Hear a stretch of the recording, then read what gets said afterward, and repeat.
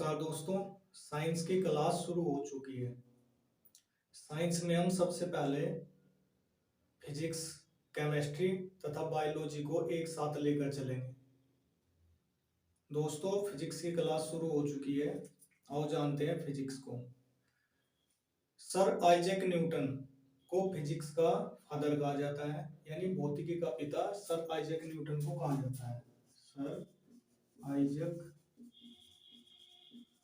Newton को भौतिकी का पिता कहा जाता है। इन्होंने प्रकृति में ऐसे कई अनसुलझे रहस्यों को सुलझाया जिसके कारण इन्हें भौतिकी का पिता कहा जाता है। इन्होंने सबसे पहले सार्वत्रिक गुरुत्वाकर्षण का सिद्धांत दिया, यानी यूनिवर्सल ग्रेविटेशनल थ्योरी। सार्वत्रिक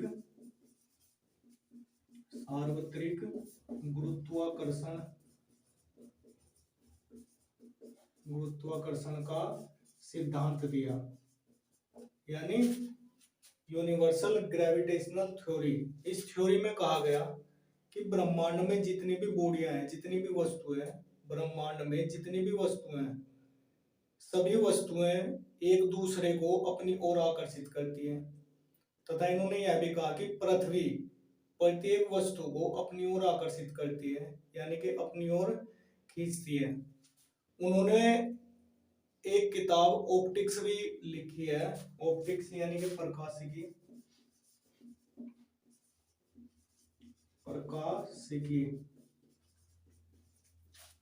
इस किताब में उन्होंने प्रकाश का कणिका सिद्धांत यानी कोर्पस्कुलर थ्योरी ऑफ लाइट, प्रकाश का कणिका सिद्धांत दिया। इसी किताब यानी ऑप्टिक्स में उन्होंने बताया कि सूर्य की जो रोशनी होती है, सनलाइट होती है, उसमें जो श्वेत यानी कि व्हाइट किरण होती है, असल में वो 7 रंगों में विभाजित होती है। सबसे पहले न्यूटन महोदय ने ये कहा था। और इन्होंने मैथ में भी बहुत योगदान है इनका। उनकी एक किताब कैलकुलस है।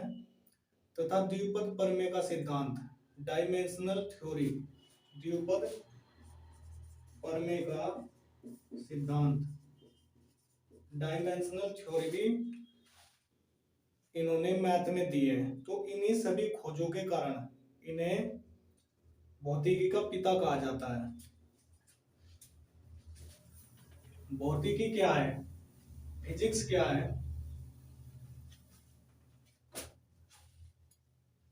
विज्ञान की वह शाखा जिसके अंतर्गत द्रव्य तथा ऊर्जा के संबंधों, उनके रूपों तथा उनकी क्रियाओं का अध्ययन किया जाता है, फिजिक्स कहलाता है। द्रव्य तथा ऊर्जा के संबंधों का अध्ययन किया जाता है, फिजिक्स कहलाता है। द्रव्य यानी मैटर, द्रव्य यानी मैटर, ऊर्जा यानी एनर्जी। मैटर क्या होता है?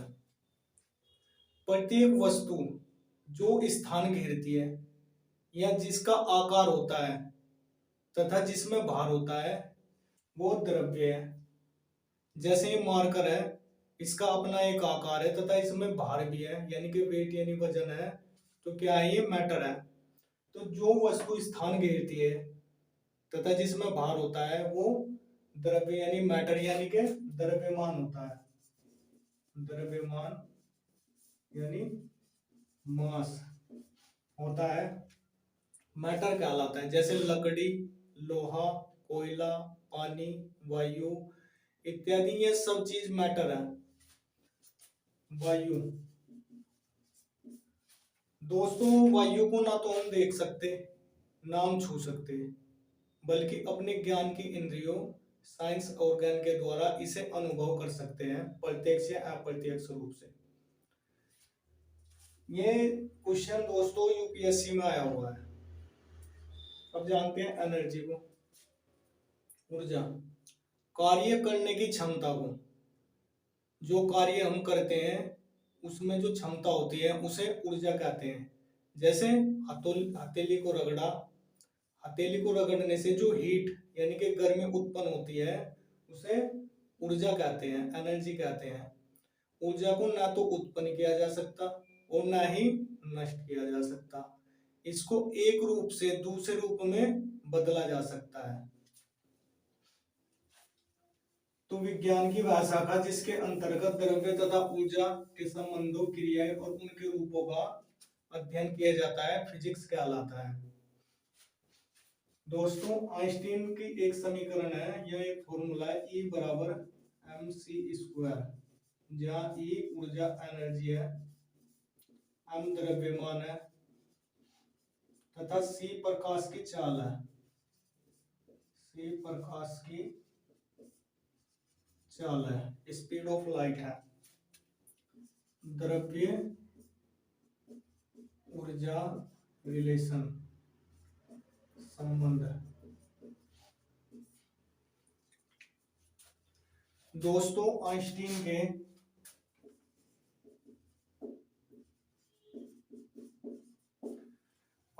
के द्रव्यमान ऊर्जा संबंध से पहले यह समझा जाता था कि द्रव्य यानी मैटर तथा ऊर्जा यानी एनर्जी अलग अलग वस्तु है, अलग अलग बॉडी है, अलग अलग चीज है, ये समझा जाता। आइंस्टीन के जब तक ये इसका आविष्कार नहीं हुआ था द्रव्य ऊर्जा संबंध का, उससे पहले ये समझा जाता था कि द्रव्य तथा ऊर्जा दो अलग अलग बॉडियां हैं जिनका परस्पर कोई संबंध नहीं है एक दूसरे से। इसमें भी द्रव्य को अविनाशी समझा जाता था, यानी इमोर्टल, अमर समझा जाता था द्रव्य को, यानी कि ना तो इसे उत्पन्न किया जा सकता और ना ही नष्ट किया जा सकता द्रव्य को, बल्कि इसके रूप या उसकी अवस्था में परिवर्तन किया जा सकता है। यह द्रव्यमान ऊर्जा संबंध से पहले कहा जाता था, लेकिन आइंस्टीन ने अपने इस फॉर्मूले E बराबर mc² के द्वारा यह समझाया और सिद्ध किया कि द्रव्य ऊर्जा के बिना नहीं रह सकता और ऊर्जा द्रव्यमान के बिना नहीं रह सकती है। द्रव्यमान ऊर्जा संबंध ने ऐसे कई रहस्यों को सुलझाया जो नामुमकिन से लगते थे। जैसे इस संबंध ने जैसे नाभिकीय विखंडन की घटना, नाभिकीय संलयन की घटना। नाभिकीय विखंडन में क्या होता है कि परमाणु बम का विस्फोट होता है, और नाभिकीय संलयन में क्या होता है, परमाणु आपस में जुड़ते हैं। तो ये सभी क्रियाएं, यानी कि एक परमाणु जब विस्फोट होता है तो उसमें अत्यधिक मात्रा में हीट यानी ऊष्मा उत्पन्न होती है और बहुत ज्यादा मात्रा में प्रकाश उत्पन्न होता है। तो उन्होंने ये सिद्ध किया कि प्रत्येक मैटर को ऊर्जा में बदला जा सकता है तथा ऊर्जा को द्रव्य में बदला जा सकता है।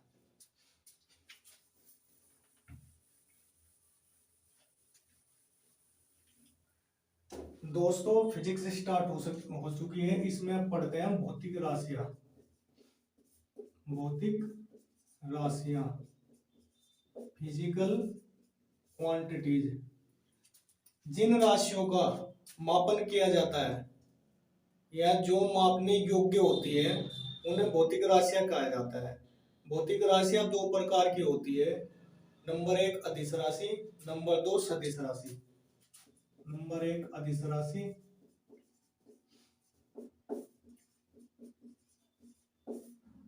नंबर 2 सदिश राशि।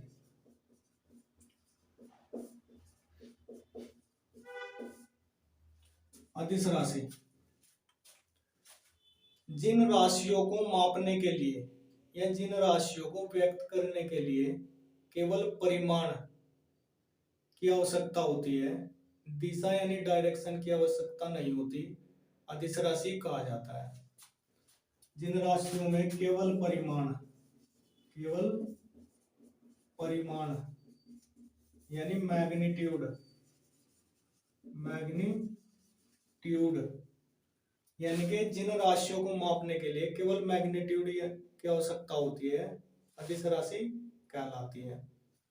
मैग्नीट्यूड मतलब किसी प्रकार की मात्रा, आकार, ये मैग्नीट्यूड होता है। मान लिया किसी आदमी को इस पॉइंट से इस पॉइंट तक जाना है तथा यह 10 किलोमीटर का रास्ता है, लेकिन इसमें दिशा निश्चित नहीं है। उसे 10 किलोमीटर तो जाना है, लेकिन ये निश्चित नहीं है कि कौन सी दिशा में जाना है। यानी इसमें मैग्नीट्यूड तो होता है, लेकिन दिशा का ज्ञान नहीं होता। जैसे ताप, दाब, ऊर्जा, समय, चाल, आयतन, क्षेत्रफल, आवेश, विद्युत धारा, ये सभी कैसी राशियां हैं? अदिश राशियां। जैसे temperature, pressure, energy, time, speed, volume, area, charge, electric current इत्यादि अदिश राशियां हैं। इत्यादि अदिश राशियां हैं। तो जिन राशियों को मेजरमेंट करने के लिए केवल मैग्नीट्यूड की आवश्यकता होती है, अदिश राशि कहा जाता है। मान लिया ये कोई पत्थर है और इसमें मैग्नीट्यूड है, यानी इसका आकार भी है और इसमें द्रव्यमान भी उपस्थित है। द्रव्यमान यानी कि पदार्थ में उपस्थित जो मात्रा होती है या किसी वस्तु में उपस्थित जो मात्रा होती है उसे द्रव्यमान कहा जाता है। लेकिन ये ज्ञान नहीं है कि ये 5 किलो है या 5 क्विंटल है। इसमें इसका ज्ञान नहीं है कि ये 5 क्विंटल है कि 5 किलोग्राम है। तो ये कैसी राशि है? अदिश राशि है। अब सदिश राशि। जिन राशियों को व्यक्त करने के लिए दिशा तथा परिमाण दोनों की आवश्यकता होती है, जिन राशियों को मेजरमेंट करने के लिए दिशा यानी डायरेक्शन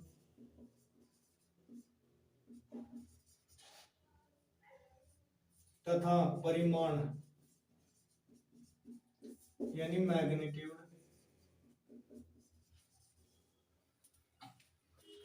दोनों की आवश्यकता होती है, सदिश राशि कहलाती है। मान लिया कोई आदमी इस पॉइंट से इस पॉइंट तक 10 किलोमीटर की यात्रा तय करता है और ये दिशा पश्चिम है और ये दिशा पश्चिम है, तो यह कहा जाएगा कि कोई आदमी 10 किलोमीटर पश्चिम दिशा में जा रहा है। यानी कि इसमें 10 किलोमीटर मैग्नीट्यूड हो गया और दिशा पश्चिम हो गई। और मान लिया ये कोई पत्थर है, यानी कि इसका मैग्नीट्यूड भी हो गए, आकार यानी द्रव्यमान हो गया, यानी कि इसका भार, और इसमें भार कितना है? 5 किलोग्राम है।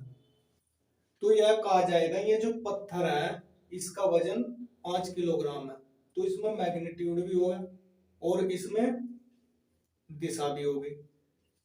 जिन राशियों को व्यक्त करने के लिए या एक्सप्रेस करने के लिए दिशा यानी डायरेक्शन तथा मैग्नीट्यूड यानी परिमाण दोनों की आवश्यकता होती है, सदिश राशि कहलाती है। जैसे वेग, संवेग, आवेग, त्वरण, विस्थापन,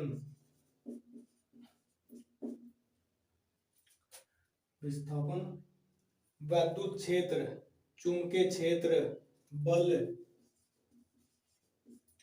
रेखीय संवेग, ये सब कैसी राशियां हैं? सदिश राशियां हैं।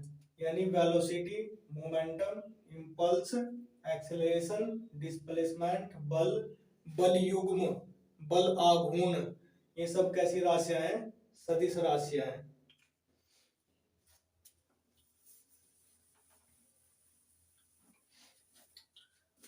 दोस्तों, अदिश राशि और सदिश राशि के बारे में अनेकों एग्जाम में पूछा गया है। एग्जाम में पूछता है कि निम्नलिखित में से कौन सी राशि अदिश राशि नहीं है।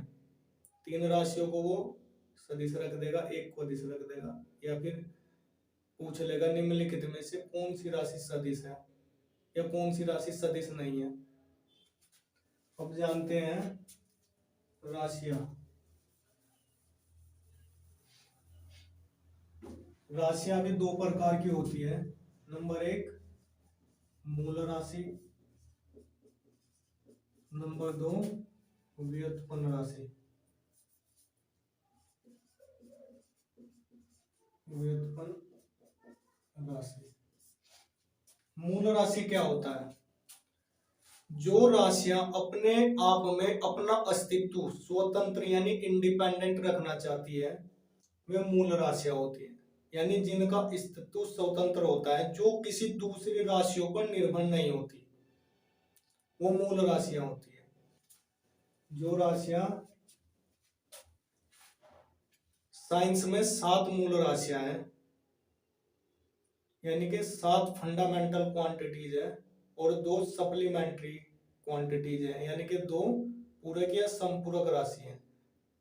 7 मूल राशियां कौन सी है? समय, ताप, द्रव्यमान, लंबाई, पदार्थ की मात्रा,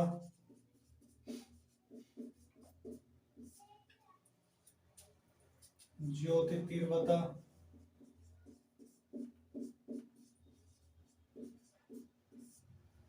समय, ताप, द्रव्यमान, लंबाई, पदार्थ की मात्रा, ज्योति तीव्रता और विद्युत धारा। दो सप्लीमेंट्री यानी कि पूरक राशियां है, समतल कोण और घन कोण।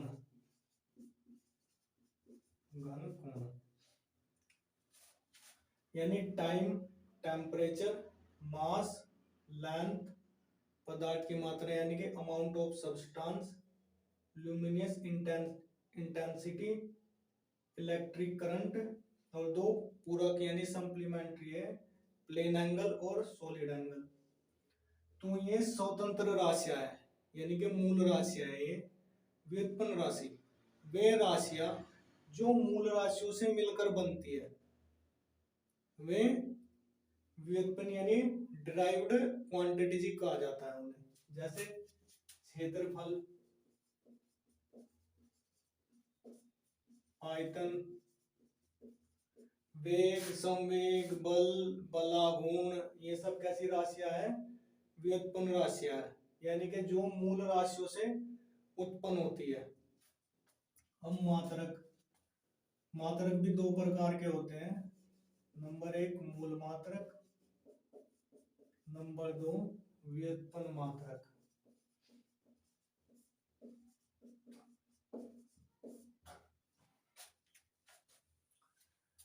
जो मात्रक मूल राशियों से बनते हैं या जिनकी उत्पत्ति मूल राशियों से होती है, उन्हें मूल मात्रक कहा जाता है।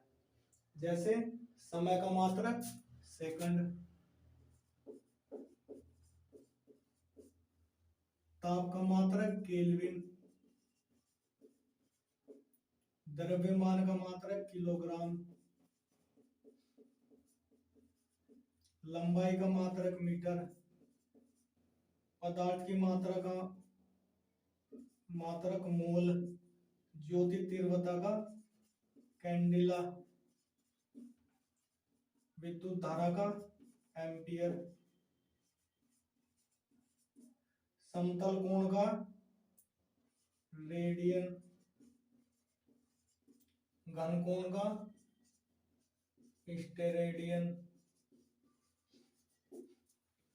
दोस्तों ये मात्रक अलग अलग है, एग्जाम में कई बार पूछे गए। जैसे पदार्थ की मात्रा का मात्रक क्या है, ज्योति तीव्रता का मात्रक क्या है, विद्युत धारा का मात्रक क्या है। अब व्युत्पन्न मात्रक, जो मात्रक व्युत्पन्न राशि से उत्पन्न होते हैं उन्हें व्युत्पन्न मात्रक कहा जाता है। जैसे क्षेत्रफल क्या होता है? लंबाई गुना चौड़ाई। लंबाई को भी हम मीटर में मेजरमेंट करते हैं और चौड़ाई को मीटर में मेजरमेंट करते हैं।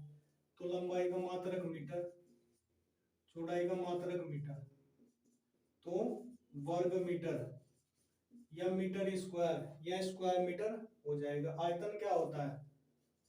लंबाई गुना चौड़ाई गुना ऊंचाई, यानी कि मीटर गुना मीटर गुना मीटर, यानी कि मीटर की 3 या स्क्वायर मीटर, सॉरी घन मीटर क्यूब मीटर।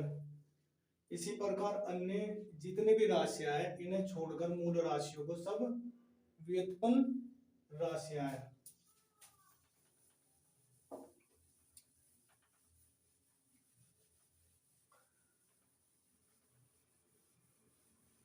अब पढ़ते हैं पद्धतियां। मात्रक पद्धतियां, यूनिट सिस्टम।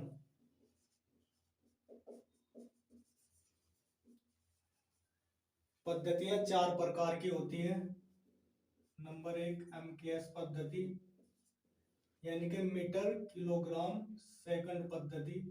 नंबर 2 सीजीएस पद्धति, यानी सेंटीमीटर ग्राम सेकंड पद्धति।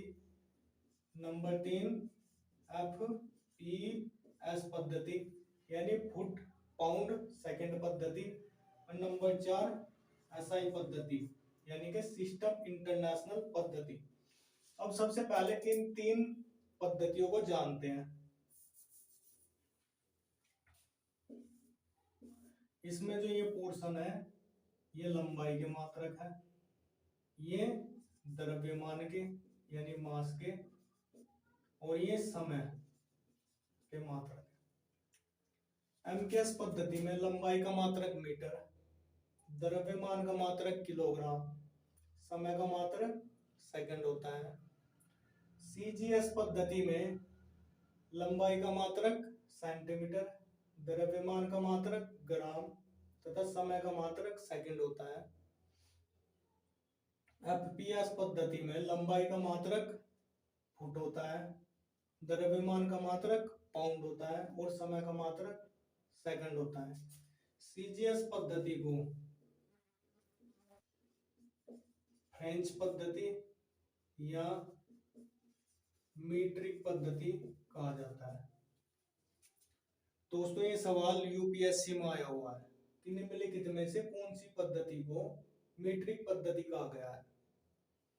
एफपीएस पद्धति को ब्रिटिश पद्धति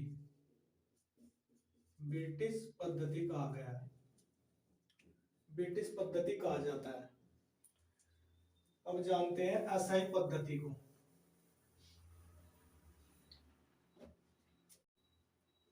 एसआई पद्धति यानी कि सिस्टम इंटरनेशनल,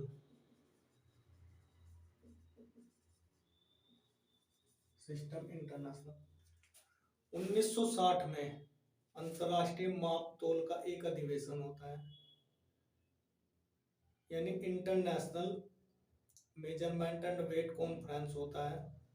उसमें एसआई पद्धति को अपनाया गया था। एसआई पद्धति एमकेएस का ही, एमकेएस यानी मीटर किलोग्राम सेकंड पद्धति का ही नया रूप है। इसमें एमकेएस पद्धति को सुधार करके एसआई पद्धति में बदला गया था 1960 के दशक में। एसआई